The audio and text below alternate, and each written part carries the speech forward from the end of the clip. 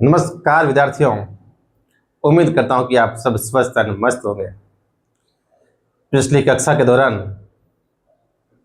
अम्ल सार लवण चैप्टर को शुरू किया, जिसमें आप लोगों ने अम्ल का अर्थ, उसकी परिभाषा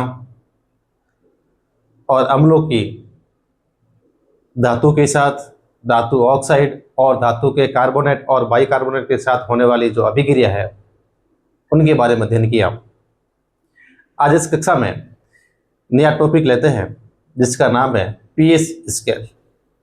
और यदि आप इस चैनल पे फर्स्ट बार विजिट कर रहे हैं तो चैनल को सब्सक्राइब करके अपने सहपाठियों तक जरूर शेयर करें। तो लेते हैं नया टॉपिक जिसका नाम है पीएच स्केल।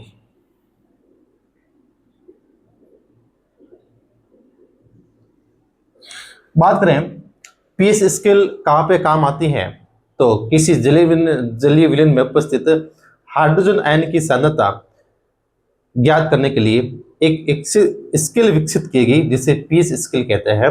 किसी जलीय विलयन में, लिखता हूं मैं, किसी जलीय विलयन में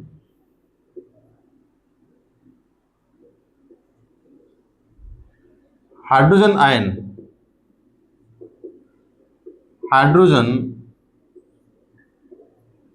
आयन की सांद्रता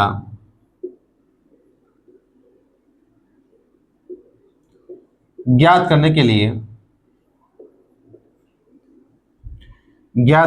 लिए पीएच स्केल विकसित की गई। किसी जलीय विलयन में उपस्थित हाइड्रोजन आयन की सांद्रता ज्ञात करने के लिए पीएच स्केल है जो काम में ली जाती है। इस पीएच की बात करें, ये जो पीएच स्केल है ये सोरेनसन ने दी थी। सोरेनसन ने पीएच स्केल विकसित की थी, जिसमें पी की बात करें, पी का अर्थ होता है फूसांश। पी का अर्थ होता है फूसांश, जो कि एक जर्मन शब्द है और इसका अर्थ होता है शक्ति, पावर। तो ध्यान दें, पीएच स्केल की बात करें, ये सोरेनसन नामक वैज्ञानिक ने इसको विकसित किया था और किसी जलीय विलयन में हाइड्रोजन आयन की जो सांद्रता होती है वो ज्ञात करने में पीएच स्केल है जो काम में ली जाती है। और बात करें इस पीएच की बात करें तो पी का अर्थ होता है फूसांश, जो कि एक जर्मन शब्द है और जिसका अर्थ होता है शक्ति। इस पीएच स्केल की बात करें, पीएच स्केल का फोटो बना रहे हैं, उसके बाद समझते हैं इसको और बात करते हैं पीएच स्केल की। इस पीएच स्केल में 0 से लेकर 14 तक मान होते हैं। पीएच स्केल में 0 से लेकर 14 तक मान होते हैं। पीएच स्केल में 0 से लेकर 14 तक मान होते हैं।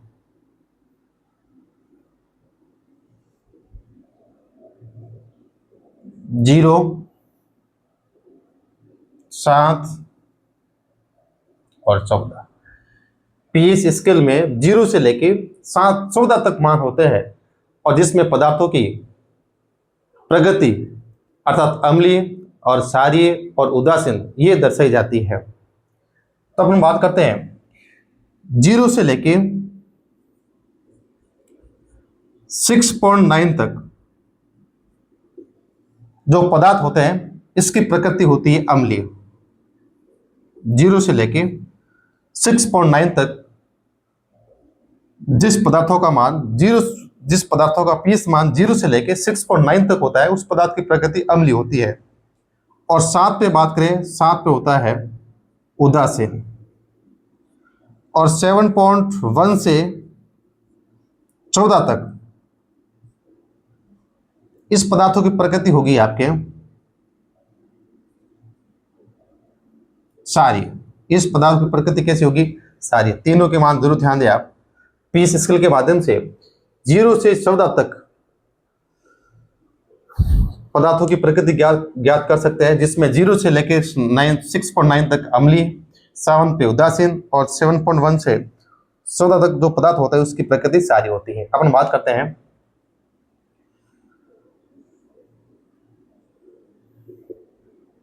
ये है बढ़ती बढ़ती हुई अम्लीय बढ़ती हुई अम्लीय प्रकृति, बढ़ती हुई अम्लीय प्रकृति। आप 14 से जैसे आप 0 की ओर आओगे तो आपके अम्लता की प्रवृत्ति बढ़ती है, और जैसे ही अम्लता की प्रवृत्ति बढ़ती है H प्लस आयन की सांद्रता में वृद्धि।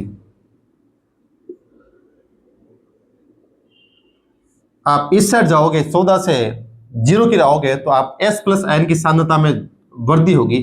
जैसे S प्लस आयन सांद्रता में वृद्धि होगी और उसका पीएस मान उतना ही कम होगा।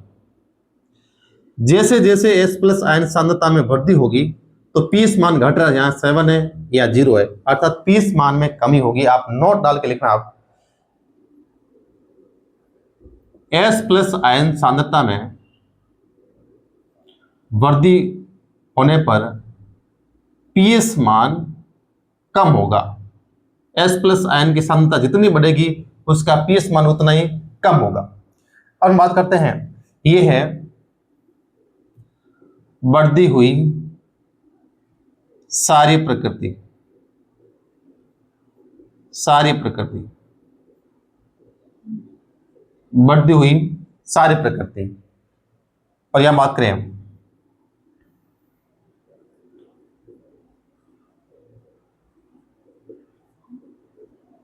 OH सांद्रता में वृद्धि, तो आप 7 से 14 की ओर जाओगे तो OH आयन सांद्रता में वृद्धि होगी और उस सारी प्रवृत्ति का मान बढ़ेगा। तो यह है एक पीएच स्केल जिसमें 0 से लेकर 14 तक पदार्थों की पीएच है तो ज्ञात कर सकते हैं।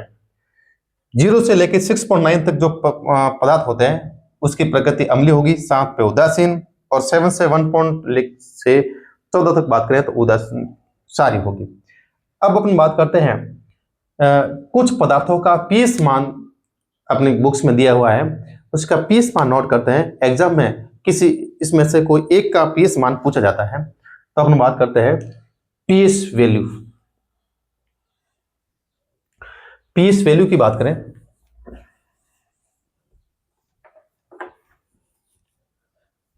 आपको नोट डाल के लिखना है, जैसे जैसे S प्लस आयन सांद्रता में वृद्धि होगी पीएच मान उतना ही कम होगा। तो पीएच मान की बात करें, पीएच मान एग्जाम ऑफ फिर से वेरी वेरी मोस्ट है, आपके यहां से एक प्रश्न आपके निश्चित तौर से आएगा। बात करें जठर रस की, जठर रस का पीएच मान लगभग 1.2 होता है, 1.2 होता है। उसके बाद बात करें नींबू का रस, नींबू का रस का पीएच मान 2.2 होता है। इसके बाद बात करते हैं अपन रुधिर की बात करें तो रुधिर का पीएच मान होता है 7.4। शुद्ध जल की बात करें, शुद्ध जल जिसे अशुद्ध जल कहते हैं, इसका पीएच मान 7 होता है। यह उदासीन प्रकृति का होता है, इसकी प्रकृति होगी अम्लीय, इसकी प्रकृति अम्लीय होगी, इसकी प्रकृति सारी होगी क्योंकि 7 से ज्यादा है, और ये होगा उदासीन। और मार्क करते हैं, इसके बाद दिया हुआ आपके milk of magnesia, magnesium hydroxide, इसका पीएच मान होता है 10। मैग्नीशियम हाइड्रोक्साइड, इसका नाम है मैग्नीशियम हाइड्रोक्साइड, इसको मिल्क ऑफ मैग्नीशिया भी कहते हैं। इसके अलावा बात करें अपन sodium hydroxide NaOH, sodium hydroxide, sodium hydroxide, इसका पीएच मान होता है 14। तो इनकी प्रकृति कैसी होगी, इसकी प्रकृति होगी सारी, इसकी प्रकृति होगी सारी। तो कुछ पदार्थों का पीएच मान दिया हुआ है, आप ध्यान दें, इसमें से आपके एक आंकड़ा एग्जाम में पूछा जाता है। जठर रस की बात करें तो 1.2, होता है और इसकी प्रकृति अम्लीय होगी। नींबू के रस की बात करें तो 2.2 अम्लीय। रक्त रुधिर का पीएच मान बात करें, एग्जाम ऑफ विच ये वेरी वेरी मोस्ट है, रुधिर का पीएच मान पूछता है 7.4, हल्का क्षारीय होता है। शुद्ध जल या अशुद्ध जल का मान 7 होता है और उदासीन प्रकृति का होता है। Milk of magnesium, magnesium hydroxide, इसका पीएच मान 10 होता है, प्रकृति क्षारीय होगी। और सोडियम हाइड्रोक्साइड NaOH, इसका पीएच मान 14 होता है। तो ये कुछ पदार्थों के पीएच मान है, इसको आपको याद करना है। अब अपन बात करते हैं पीएच का दैनिक जीवन में महत्व। पीएच का दैनिक जीवन में महत्व, अपन बात करें मानव यूरिन का पीएच की बात करें तो मानव यूरिन का पीएच 5.5 से 6.5 के बीच में होता है। मानव मूत्र, मानव मूत्र, हालांकि इसका एनसीईआरटी में कहीं वर्णन नहीं है। मानव मूत्र का पीएच मान 5.5 से 6.5 के बीच में होता है। तो ये ताजा यूरिन होता है तो अम्लीय प्रकृति का होता है, अम्लीय प्रकृति का होता है। अब अपन बात करते हैं पीएच का दैनिक जीवन में महत्व। पीएच का दैनिक जीवन में महत्व,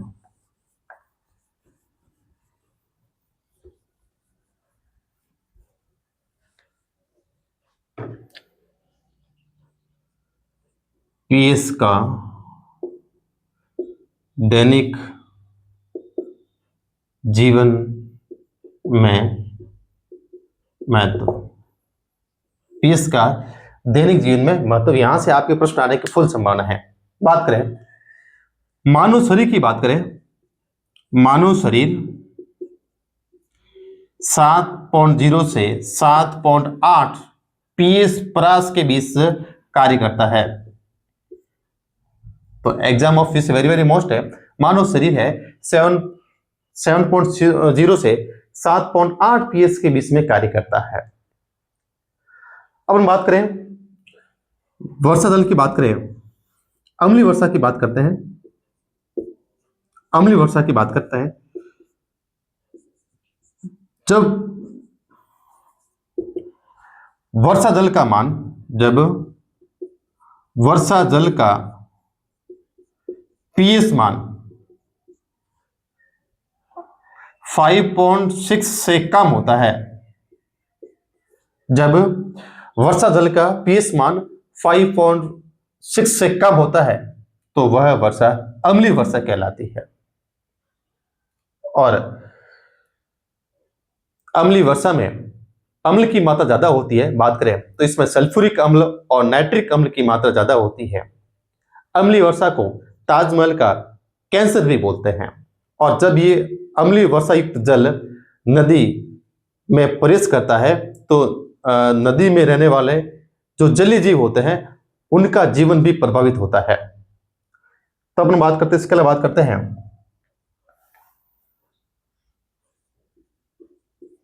दंत की बात करते हैं। जब मुख गुहिका का पीएच मान, मुख गुहिका का पीएच मान 5.5 से कम होता है, जब मुख गुहिका का पीएच मान 5.5 से कम होता है तो दांतों का सबसे ऊपरी वाला भाग इनेमल, इनेमल ये कैल्शियम फास्फोरेट से निर्मित होता है।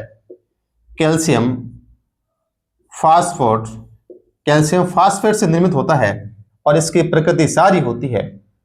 तब इनेमल का कटना प्रारंभ हो जाता है, इसको दंत से कहते हैं।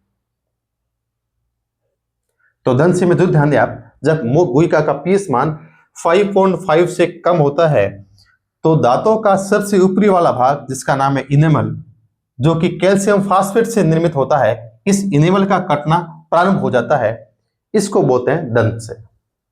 ध्यान दें, इनेमल मानव शरीर का सबसे कठोरतम भाग माना जाता है। इसमें जल की मात्रा 0% होती है, जल बहुत कम मात्रा में होता है। मानव शरीर का सबसे कठोरतम पदार्थ है जिसका नाम है इनेमल। किससे मिलकर बना होता है? कैल्शियम फास्फेट से। इसकी प्रकृति क्या होती है? इसकी प्रकृति होती है सारी, इसकी प्रकृति सारी होती है। अब अपन बात करते हैं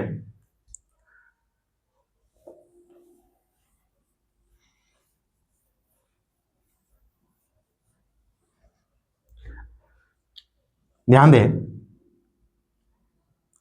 जब हमारे शरीर में आमाशय में स्टोमस में हाइड्रोक्लोरिक अम्ल की मात्रा बढ़ जाती है, जब हमारे आमाशय में हाइड्रोक्लोरिक अम्ल की मात्रा बढ़ जाती है, तब आमाशय में, तब शरीर में दर्द व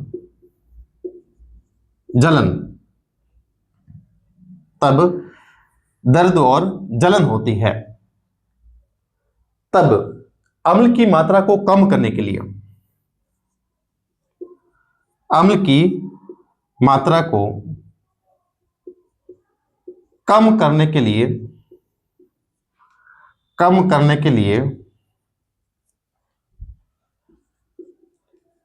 एंटासिड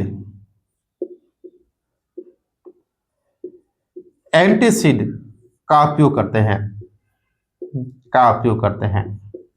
ध्यान दें, जब अपने आमाशय में हाइड्रोक्लोरिक अम्ल की मात्रा बढ़ जाती है, अपन लोगों ने मानव पाचन तंत्र के दौरान पढ़ा है कि आमाशय में जठर ग्रंथियां होती है, जो कि जठर रस और हाइड्रोक्लोरिक अम्ल और श्लेष्मा का निर्माण करती है। जब आमाशय में हाइड्रोक्लोरिक अम्ल की मात्रा बढ़ जाती है, तब शरीर में दर्द और जलन की अनुभूति होती है। तब इस दर्द और जलन को कम करने के लिए जो पदार्थ काम में लेते हैं, या अर्थात अम्ल की मात्रा को कम करने में जो पदार्थ काम में लेते हैं, उसको एंटासिड कहते हैं।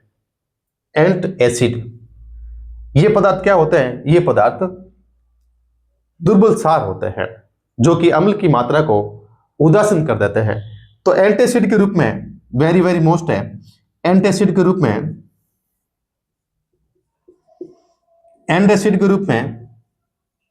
मैग्नीशियम हाइड्रोक्साइड,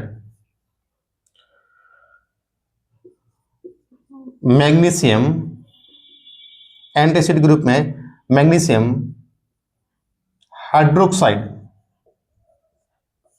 इसको मिल्क ऑफ मैग्नीशिया भी बोलते हैं। मिल्क ऑफ मैग्नीशिया भी कहते हैं। तो ध्यान दें आप, एंटासिड के रूप में मैग्नीशियम हाइड्रोक्साइड अर्थात मिल्क ऑफ मैग्नीशिया का उपयोग किया जाता है। Very very most exam of use है। ये मैग्नीशियम हाइड्रोक्साइड, ये सार होते हैं, ये एक सार है। कैसे सार है? दुर्बल सार है, जो क्या काम करते हैं? ये अम्ल की मात्रा को उदासीन कर देते हैं, अम्ल की मात्रा को उदासीन कर देते हैं। तो ध्यान दें, हमारे शरीर में आमाशय होता है, आमाशय में, हालांकि आपने 11th-12th में पढ़ा होगा कि आमाशय के भीतर ऑक्जेंटिक सेल होती है, जो कि हाइड्रोक्लोरिक अम्ल का स्त्राव करती है। हाइड्रोक्लोरिक अम्ल का काम की बात करें, यह भोजन के साथ आने वाले सूक्ष्म जीवों को नष्ट करता है और भोजन को अम्लीय माध्यम में कन्वर्ट करता है, निष्क्रिय एंजाइम को सक्रिय एंजाइम में कन्वर्ट करता है। यह हाइड्रोक्लोरिक अम्ल के कार्य है। तो जैसे ही आमाशय में हाइड्रोक्लोरिक अम्ल की मात्रा बढ़ जाती है, तब शरीर में दर्द और जलन की अनुभूति होती है। तो इस हाइड्रोक्लोरिक अम्ल की मात्रा को कम करने में जो पदार्थ काम में लेते हैं, उसको एंटासिड कहते हैं। एंटासिड के रूप में यहाँ पर मैग्नीशियम हाइड्रोक्साइड अर्थात दुर्बल सार का उपयोग करते हैं, जो कि अम्ल की मात्रा को कम कर देते हैं। इसके बाद और बात करते हैं, जैसे सीटी के डंक की बात करें। सीटी के डंक में फॉर्मिक अम्ल होता है। सीटी के डंक में फॉर्मिक अम्ल होता है, और इस फॉर्मिक अम्ल के कारण दर्द और जलन की अनुभूति होती है। दर्द और जलन की अनुभूति होती है। तो इस दर्द और जलन को कम करने के लिए यहाँ पर बेकिंग सोडा, जिसका फॉर्मूला होता है NaSCO3, इसको सोडियम बाइकार्बोनेट भी कहते हैं, का उपयोग करते हैं। तो ये भी जरूर ध्यान दें आप। सीटी के डंक में फॉर्मिक अम्ल होता है, जिसके कारण दर्द और जलन की अनुभूति होती है, और इस दर्द और जलन की अनुभूति को कम करने के लिए बेकिंग सोडा, सोडियम बाइकार्बोनेट का उपयोग करते हैं। तो ये भी exam of UC very very most पूछ सकते हैं आपको, सिट्रिक के डंक में कौन सा अम्ल होता है? फॉर्मिक अम्ल, इसको मेथेनोइक अम्ल भी बोलते हैं, मेथेनोइक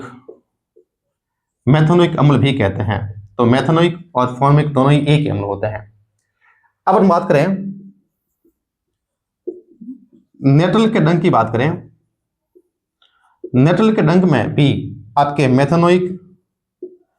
मेथेनोइक या फॉर्मिक अम्ल होता है, जिसके कारण भी दर्द और जलन होता है। तो इसका उपचार क्या है? इसका उपचार की बात करें, डाक पौधे की पत्ती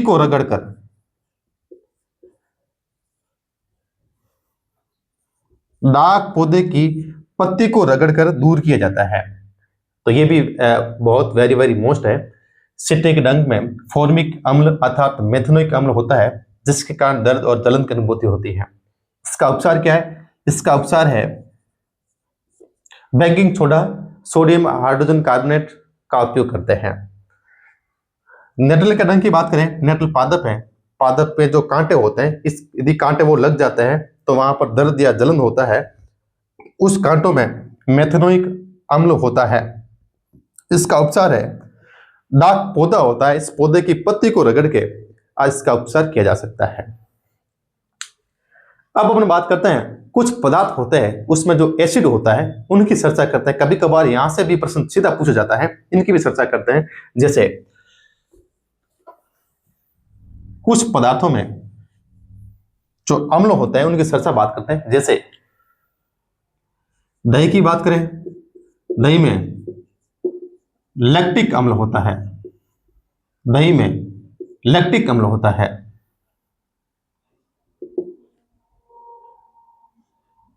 बात करें, दही में लैक्टिक अम्ल होता है। सिरका की बात करें, सिरका में एसिटिक अम्ल होता है, एसिटिक अम्ल, सिरका में एसिटिक अम्ल होता है। बात करें नींबू और संतरा की बात करें, नींबू और संतरा में सिट्रिक होता है, सिट्रिक अम्ल, इसको साइट्रिक अम्ल के नाम से भी पुकारते हैं। और बात करें टमाटर की, टमाटर में ऑक्जेलिक अम्ल होता है, टमाटर में ऑक्जेलिक अम्ल होता है। इसके अलावा बात करें इमली की बात करें, इमली में टार्टरिक अम्ल होता है, इमली में टार्टरिक अम्ल होता है। बात करें आंवला की बात करें, आंवला में एस्कार्बिक अम्ल होता है, आंवले में एस्कार्बिक अम्ल होता है। इसके अलावा और बात करें, जैसे अभी बात की अपने सिट्रिक के डंक, सिट्रिक के डंक की बात करें जिसमें फॉर्मिक या मेथेनोइक अम्ल होता है। तो यहां से आपका प्रश्न निश्चित तौर से पूछा जाता है, 100% आपके यहां से एक प्रश्न आपका आएगा। दही में लैक्टिक अम्ल, सिरका में एसिटिक अम्ल, नींबू संतरा की बात करें तो सिट्रिक अम्ल की होता है, टमाटर की बात करें तो ऑक्जेलिस, इमली की बात करें तो टार्टरिक, आंवला की बात करें तो एस्कार्बिक एसिड, सिट्रिक के डंक में फॉर्मिक या मेथेनोइक अम्ल होता है, और नेटल के डंक की बात करें वहां पर भी आपके फॉर्मिक या मेथेनोइक अम्ल होता है।